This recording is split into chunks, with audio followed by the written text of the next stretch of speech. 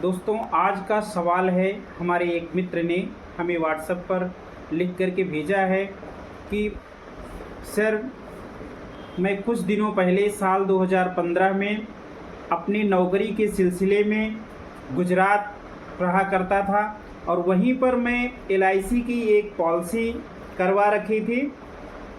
परंतु अभी मैं प्रेजेंट टाइम में 2025 में अपने गृह जनपद उत्तर प्रदेश में रह रहा हूँ।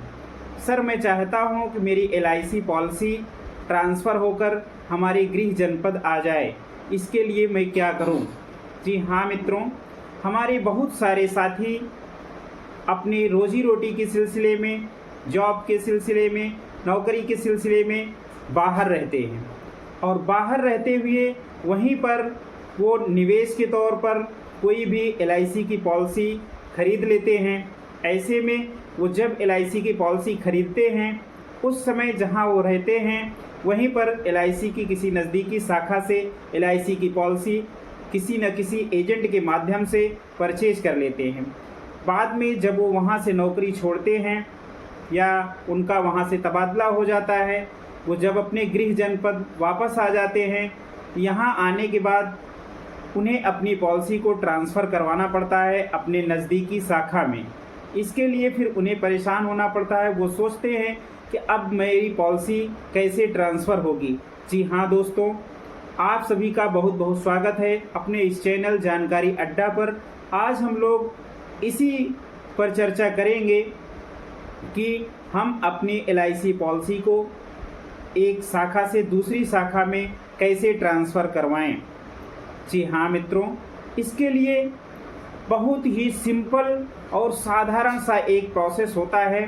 हालांकि प्रोसेस तो कई हैं, आप कई प्रोसेस के थ्रू इसे ट्रांसफ़र करवा सकते हैं, लेकिन जो सबसे सरल और आसान तरीका है वह मैं आप लोगों के बीच लेकर के आया हूँ। इसके लिए आपको कुछ नहीं करना है दोस्तों, बस सीधा सा आप अपनी ID की फ़ोटोकॉपी करवाइए। ID यानी आप अभी जैसा कि सबके पास आधार कार्ड है, आप अपने आधार कार्ड की फ़ोटोकॉपी लीजिए।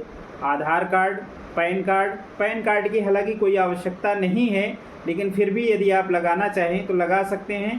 खासकर आप अपने आधार कार्ड की फ़ोटोकॉपी ले लीजिए और जो आपको मूल पॉलिसी बॉन्ड मिला है उसकी फ़ोटोकॉपी ले लीजिए, मेन पृष्ठ की, या फिर नहीं बॉन्ड की आप करवा सकते हैं तो किसी भी एक रसीद की फ़ोटोकॉपी ले लीजिए।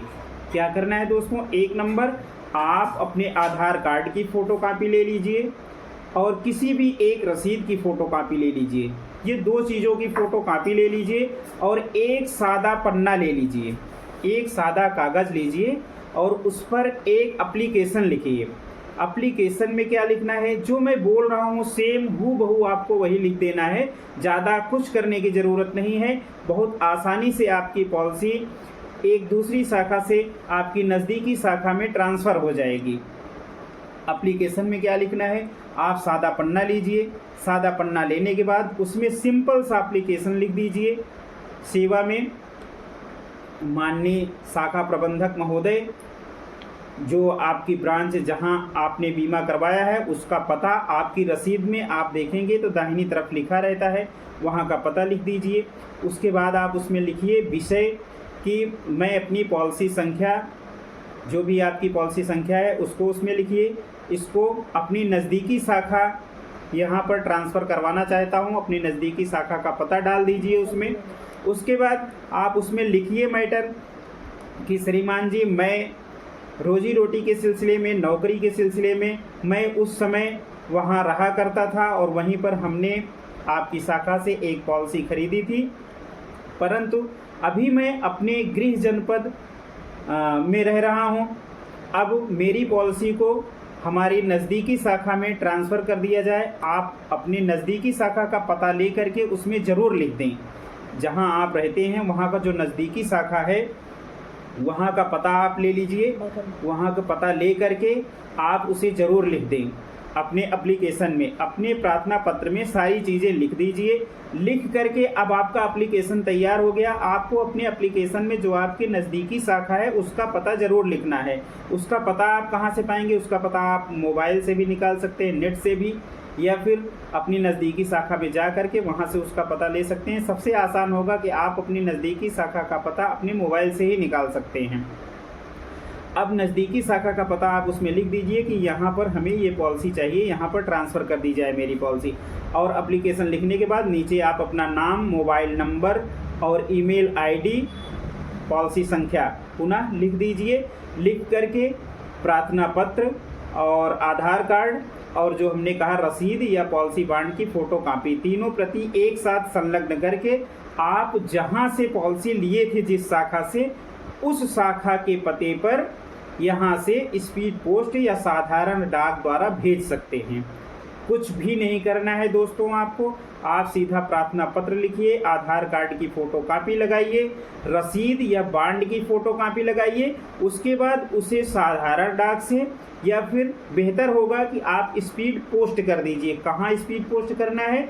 आपकी रसीद में जो पता दिया गया है, यानी जो आपकी सर्विसिंग ब्रांच से, जिस ब्रांच से आपने अपनी LIC की पॉलिसी ली थी, वहाँ पर आप उसे भेज दीजिए। जब आप वहाँ पर उसे भेज देंगे तो 7 से 10 वर्किंग डेज के अंदर अंदर आपकी पॉलिसी ट्रांसफ़र होकर के आपके नज़दीकी शाखा में, जहां आप ट्रांसफ़र करवाना चाहते हैं, वहां पर आ जाती है ऑटोमेटिक। आपको कुछ भी नहीं करना है।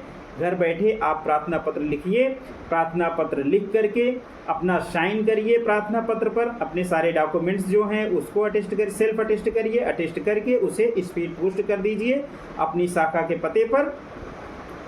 बस उसके बाद 7 से 10 दिन बाद आपकी पॉलिसी ट्रांसफ़र होकर आपके जो नज़दीकी शाखा है वहाँ पर आ जाएगी।